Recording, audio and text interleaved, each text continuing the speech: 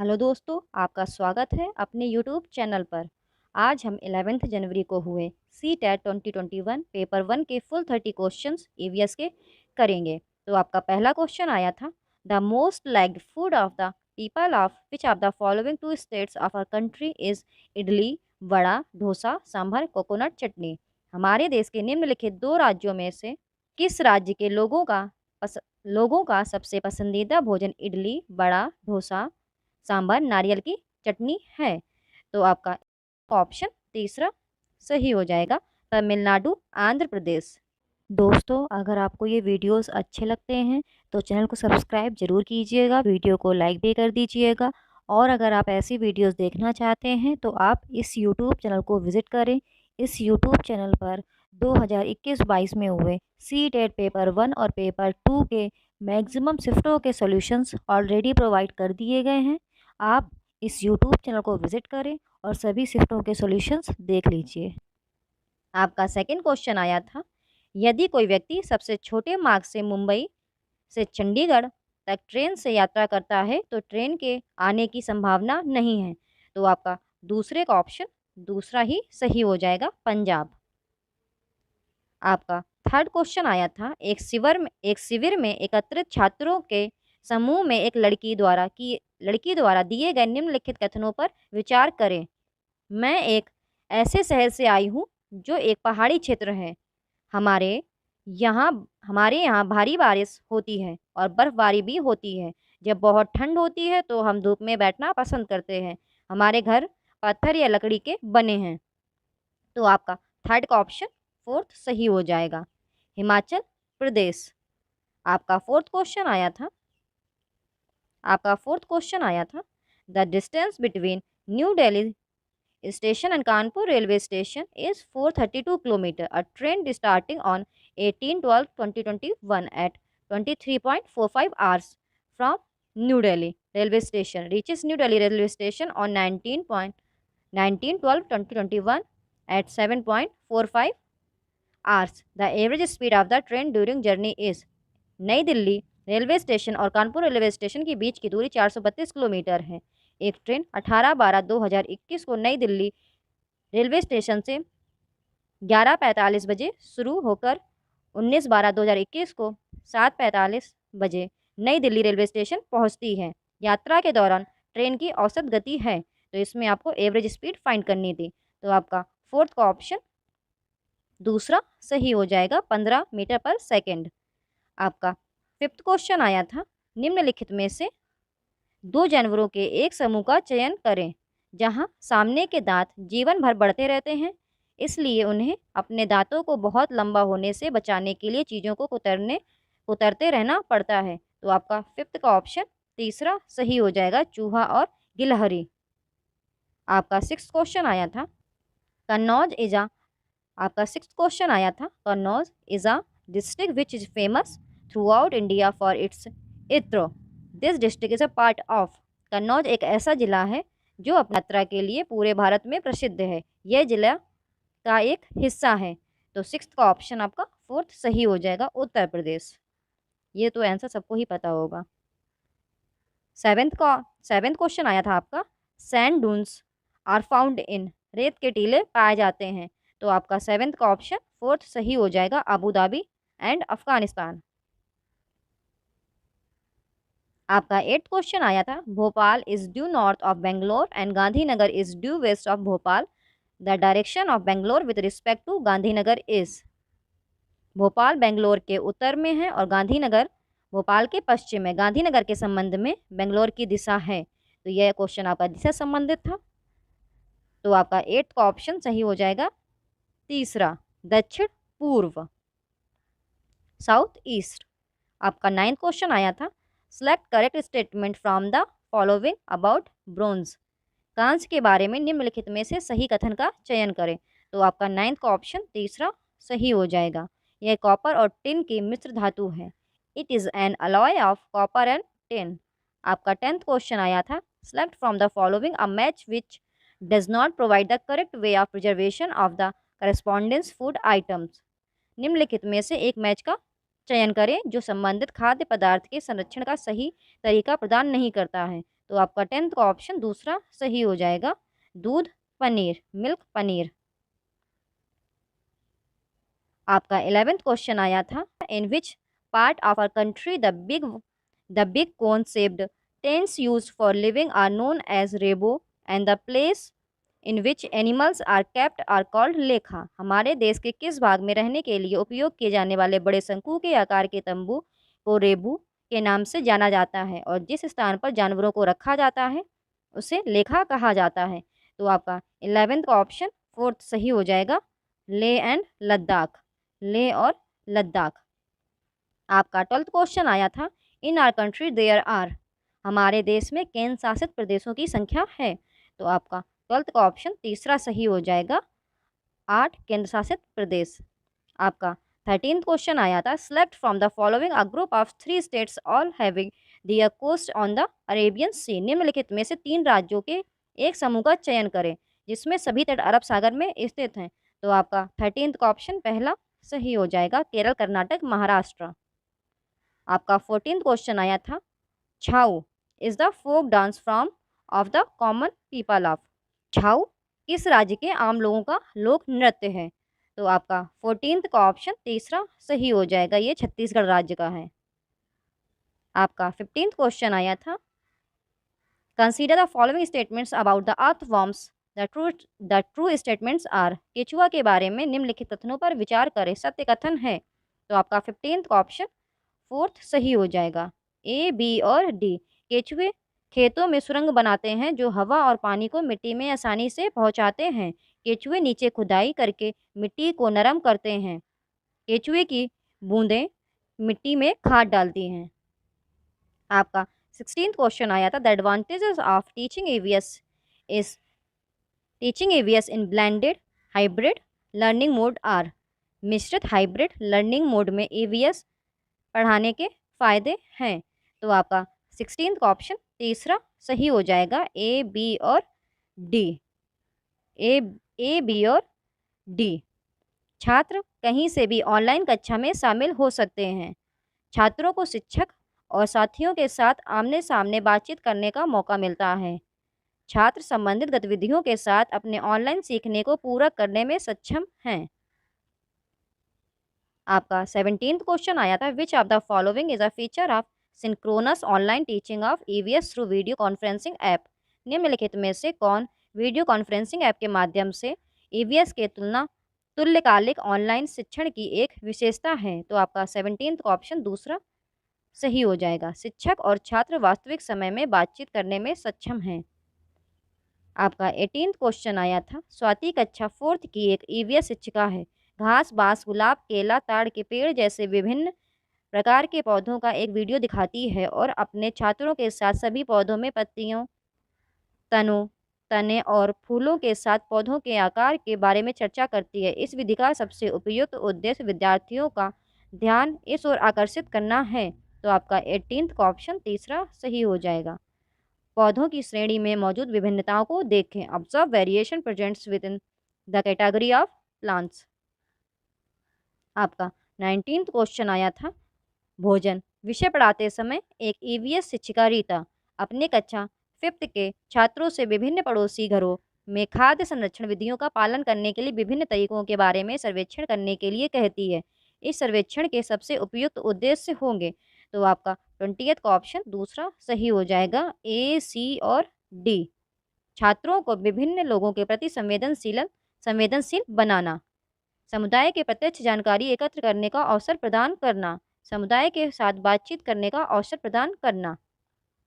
आपका 20th question आया था, which of these are objective of teaching EVS at primary stage according to the present curriculum, choose the correct option. वर्तमान पाठ्यक्रम के अनुसार प्राथमिक स्तर पर पर्यावरण अध्ययन को पढ़ाने के उद्देश्य कौन से हैं, सही विकल्प चयन करें। तो आपका 20 का दूसरा ऑप्शन सही हो जाएगा, ए और बी। प्राकृतिक, सामाजिक और सांस्कृतिक वातावरण के बीच संबंधों का पता लगाने और समझने के लिए छात्रों को प्रशिक्षित करने के लिए, छात्रों में पर्यावरण के मुद्दों के बारे में जागरूकता विकसित करने के लिए। तो आपका 20th का ऑप्शन दूसरा सही हो जाएगा, ए और बी। आपका 21st क्वेश्चन आया था, An EVS teacher should keep in mind the following criteria to make groups for conducting an activity. एक EVS शिक्षक को गतिविधि आयोजित करने के लिए, समूह बनाने के लिए निम्नलिखित मानदंडों को ध्यान में रखना चाहिए। तो आपका 21 का ऑप्शन 4th सही हो जाएगा। समूहों के बीच सहयोग और भागीदारी के आधार पर समूह बनाएं। Make groups based on the cooperation and participation among groups. आपका 22nd क्वेश्चन आया था, the nature of EVS curriculum at the primary level is. प्राथमिक स्तर पर ईवीएस पाठ्यक्रम की प्रकृति है। तो आपका 22nd का ऑप्शन पहला सही हो जाएगा। तो आपका 22nd का ऑप्शन पहला सही हो जाएगा। समावेशी, प्रासंगिक, विषयगत, इंक्लूसिव, कॉन्टेक्चुअल, थीमेटिक। आपका 23rd क्वेश्चन आया था, ईवीएस अवधारणाओं को पेश करने के लिए कहानियों का चयन करते समय एक शिक्षक को निम्नलिखित बातों को ध्यान में रखना चाहिए। सही विकल्प चुनें। तो आपका 23rd का ऑप्शन तीसरा सही हो जाएगा, ए, बी और डी। कहानियों को किसी भी अवधारणा के बारे में कोई गलतफहमी पैदा नहीं करनी चाहिए। कहानियों को लिंग, जाति, धर्म और अन्य सामाजिक समूहों से संबंधित किसी भी रूढ़िवादिता को चित्रित नहीं करना चाहिए। कहानियाँ ऐसी होनी चाहिए कि छात्र उनसे संबंधित हो सके। आपका 24th क्वेश्चन आया था, an EVS teacher will ask her students to do which are the following activities to include mapping skills in them. एक ईवीएस शिक्षक अपने छात्रों से मानचित्रण कौशल विकसित करने के लिए निम्नलिखित में से कौन सी गतिविधि करने के लिए कहेगा। तो आपका 24th का ऑप्शन 4th सही हो जाएगा। ए, बी, सी और डी। मानचित्र पर कार्डिनल दिशाओं का पता लगाना, बिना मापे हुए मानचित्र बनाना, स्वचित्रित मानचित्रों के लिए प्रतीकों का उपयोग करना, मानचित्र की व्याख्या करने के लिए मानकीकृत सार्वभौमिक प्रतीकों का उपयोग करना। आपका 25th क्वेश्चन आया था, एक ईवीएस शिक्षक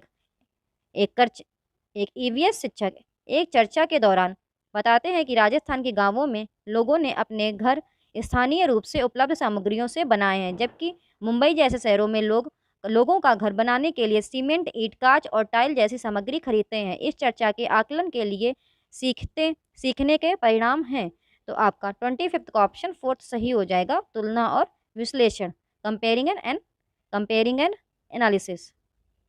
आपका 26th क्वेश्चन आया था, एक ईवीएस शिक्षक चाहता है कि उसके छात्र पानी की बर्बादी में योगदान करने वाले लोगों की विभिन्न दैनिक गतिविधियों का पता लगाएं।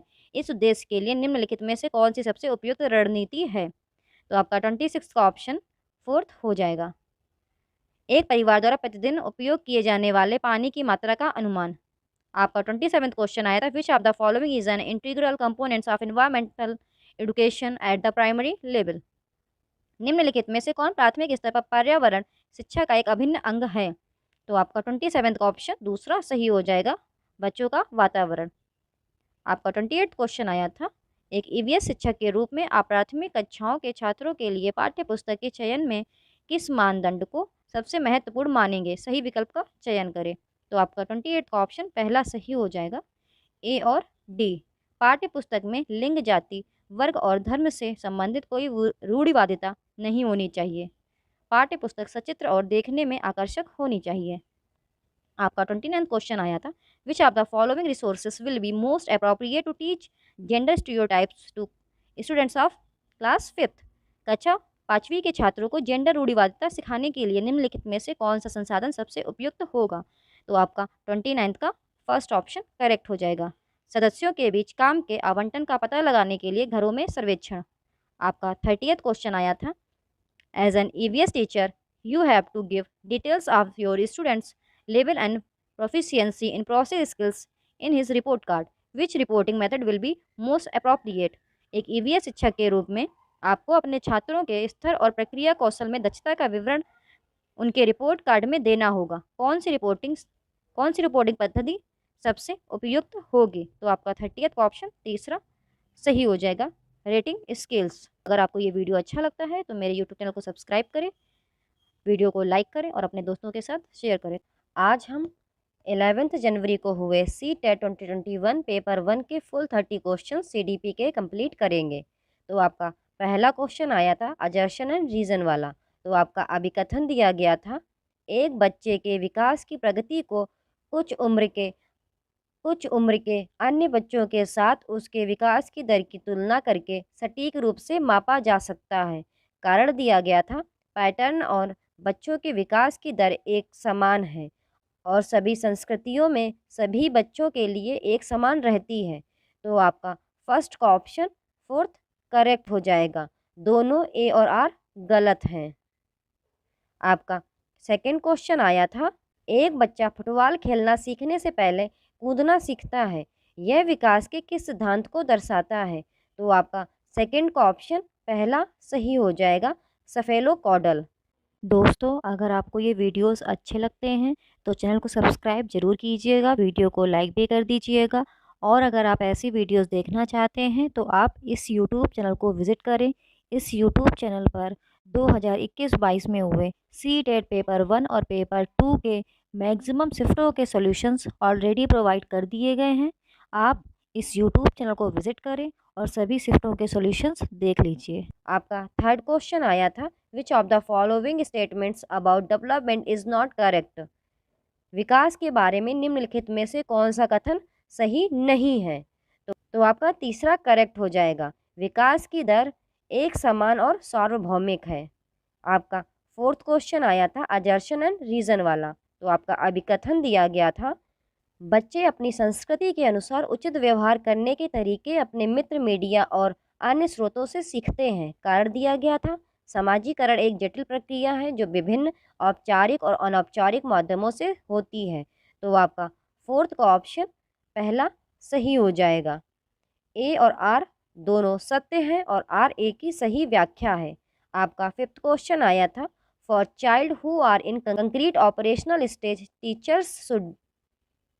जो बच्चे मूर्त संक्रियात्मक चरण में हैं उनके लिए शिक्षकों को चाहिए। तो आपका फिफ्थ का ऑप्शन दूसरा सही हो जाएगा, तेजी से जटिल स्तरों पर वस्तुओं और विचारों को वर्गीकृत करने के अवसर प्रदान करें। आपका सिक्स्थ क्वेश्चन आया था, जीन पियाजे के अनुसार संज्ञानात्मक विकास की किस अवस्था में बच्चा यह समझता है कि वस्तुओं को दर्शाने के लिए प्रतीकों का प्रयोग किया जा सकता है? साइकिल अनुपस्थित होने पर भी एक छवि उत्पन्न करेगी।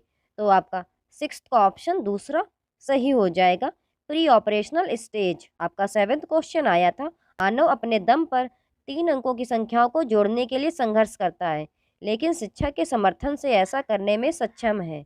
लिव्गत्स्की के सिद्धांत में यह हाईलाइट करता है। तो आपका सेवेंथ का ऑप्शन पहला सही हो जाएगा, समीपस्थ विकास का क्षेत्र, जोन ऑफ प्रॉक्सिमल डेवलपमेंट। आपका 8th क्वेश्चन आया था, लेव विगोत्स्की के अनुसार अधिगम है।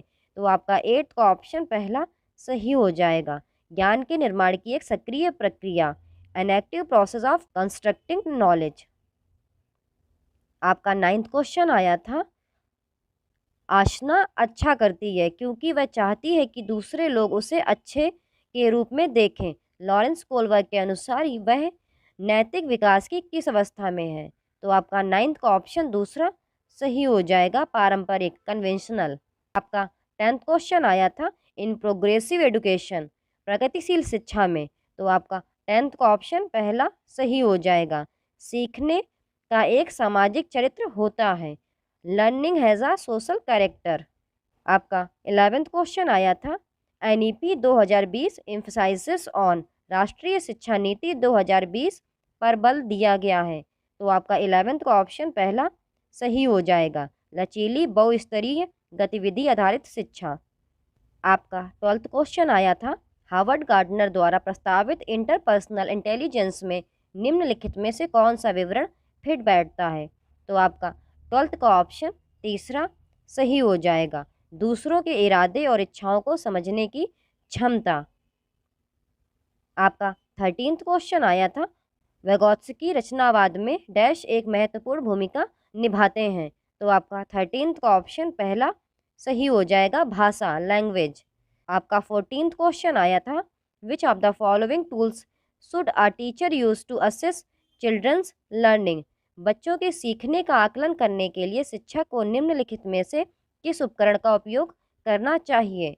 तो आपका 14th का ऑप्शन तीसरा करेक्ट हो जाएगा, फर्स्ट, सेकेंड, थर्ड और फोर्थ। कक्षा बातचीत, परियोजनाएं, पोर्टफोलियो, स्वमूल्यांकन। आपका 15th क्वेश्चन आया था, the purpose of assessment as per the NEP 2020 is to provide information on. राष्ट्रीय शिक्षा नीति 2020 के अनुसार मूल्यांकन का उद्देश्य के बारे में जानकारी प्रदान करना है। तो आपका 15th का ऑप्शन तीसरा करेक्ट हो जाएगा। छात्र की विफलता की सही पहचान करने के लिए सीखने में अंतराल और कमियां। आपका 16th क्वेश्चन आया था, which of the following practice is a barrier to inclusion. निम्नलिखित में से कौन सी प्रथा समावेशन में बाधक है। तो आपका 16th का ऑप्शन दूसरा करेक्ट हो जाएगा। सामग्री केवल कुछ छात्रों की जरूरतों को पूरा करने के लिए डिजाइन की गई है। आपका 17th क्वेश्चन आया था, निम्नलिखित में से कौन हाशिए के समूहों के छात्रों को शामिल करने में बाधा उत्पन्न करता है। तो आपका 17th का ऑप्शन फोर्थ करेक्ट हो जाएगा, सामाजिक कलंक। Which of the following creates barrier to inclusion of students from marginalised groups. तो आपका 17th का ऑप्शन फोर्थ करेक्ट हो जाएगा, सोशल स्टिग्मा। आपका 18th क्वेश्चन आया था, which of the following learning disability directly affects the ability to write coherently. निम्नलिखित में से कौन सी सीखने की अक्षमता सुसंगत रूप से लिखने की क्षमता को सीधे प्रभावित करती है। तो आपका 18th का ऑप्शन दूसरा करेक्ट हो जाएगा, डिस्ग्राफिया।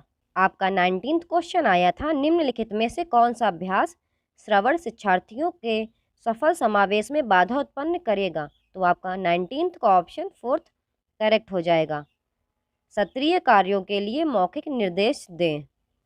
आपका 20th क्वेश्चन आया था, निम्नलिखित में से कौन प्रतिभाशाली छात्र की विशेषता है। तो आपका 20th का ऑप्शन तीसरा करेक्ट हो जाएगा, सोच में सटीकता की आवश्यकता। आपका 21st क्वेश्चन आया था, एक शिक्षिका अपने विद्यार्थियों में बोध कौशल को सुगम बनाना चाहती है। इस उद्देश्य के लिए उसे निम्नलिखित में से किससे बचना चाहिए। तो आपका 21st का ऑप्शन दूसरा करेक्ट हो जाएगा, संदर्भहीन करना। आपका 22nd क्वेश्चन आया था, एक अवधारणा के छात्रों के सीखने की सुविधा के लिए एक शिक्षक को चाहिए। तो आपका 22nd का ऑप्शन दूसरा सही हो जाएगा, नियमों को समझने और अवधारणा की विशेषताओं को परिभाषित करने पर ध्यान दें। आपका 23rd क्वेश्चन आया था, निम्नलिखित में से कौन सा कारक शैक्षणिक प्रदर्शन में छात्रों की विफलता के लिए जिम्मेदार नहीं है। तो आपका 23rd का ऑप्शन तीसरा सही हो जाएगा, जिज्ञासा। आप जरूर ध्यान दीजिए, क्वेश्चन में पूछा क्या गया है, नहीं है या है, क्योंकि लोग इसमें कंफ्यूज हो जाते हैं और गलत कर देते हैं, क्योंकि लोग जल्दी जल्दी पढ़ते हैं और उस पर ज़्यादा ध्यान नहीं देते हैं और क्वेश्चन का आंसर गलत कराते हैं। आपका 24th क्वेश्चन आया था, एक अवधारणा को पढ़ाते समय एक शिक्षक एक उदाहरण दे रहा है जिसमें उस अवधारणा से जुड़ी श्रेणी की सबसे महत्वपूर्ण मूल विशेषताएं हैं, ऐसे उदाहरण को कहा जाता है। तो आपका 24th का ऑप्शन तीसरा सही हो जाएगा, एक प्रोटोटाइप। आपका 25th क्वेश्चन आया था, एक निर्दिष्ट लक्ष्य तक पहुंचने के लिए छात्रों को उनकी संज्ञानात्मक क्षमताओं पर चिंतन करने के लिए प्रोत्साहित करके एक शिक्षक निम्नलिखित के विकास को सुगम बना रहा है। तो आपका 25th का ऑप्शन तीसरा सही हो जाएगा, मेटा अनुभूति, मेटा कॉग्निशन। आपका 26th क्वेश्चन आया था, शिक्षण अधिगम प्रक्रिया की संकल्पना करते समय राष्ट्रीय पाठचर्या ढांचा 2005 निम्नलिखित के महत्व पर बल देता है। तो आपका 26 का ऑप्शन पहला सही हो जाएगा, सक्रिय जुड़ाव और बातचीत पर, एक्टिव एंगेजमेंट एंड इंटरेक्शंस। आपका 27 क्वेश्चन आया था, किसी समस्या को हल करने में विद्यार्थियों की मदद करने के लिए शिक्षक को चाहिए। तो आपका 27 का ऑप्शन तीसरा सही हो जाएगा, संकेत दें कि गतिविधियों से संबंधित schema, give cues that activities that relevant schemas. आपका 28 क्वेश्चन आया था, अजर्शन एंड रीजन वाला। तो आपका अभिकथन दिया गया था, शिक्षण अधिगम प्रक्रिया के दौरान एक शिक्षक को छात्रों को उनकी गलत धारणाओं और वैकल्पिक अवधारणाओं को साझा करने का अवसर देना चाहिए। कारण दिया गया था, भ्रांतियां और वैकल्पिक अवधारणाएं हमेशा आधारहीन होती हैं और सीखने की प्रक्रिया में महत्वहीन होती हैं। तो आपका 28 का ऑप्शन तीसरा सही हो जाएगा, ए सच है लेकिन आर गलत है। आपका 29 क्वेश्चन आया था, सीखी हुई लाचारी तब होती है जब एक छात्र यह मानता है कि, तो आपका 29 का ऑप्शन फोर्थ करेक्ट हो जाएगा। शैक्षणिक गतिविधियों के परिणाम अनियंत्रित होते हैं। The outcomes of academic activities are uncontrollable. आपका 30th क्वेश्चन आया था, निम्नलिखित में से कौन आंतरिक प्रेरणा का उदाहरण है? तो आपका 30th का ऑप्शन दूसरा करेक्ट हो जाएगा। किसी गतिविधि में रुचि के कारण अध्ययन करना। अगर आपको ये वीडियोस अच्छे लगते हैं तो यूट्यूब चैनल को सब्सक्राइब करें, वीडियो को लाइक करें और अपने दोस्तों के साथ ज़रूर शेयर करें। Thank you for watching the video.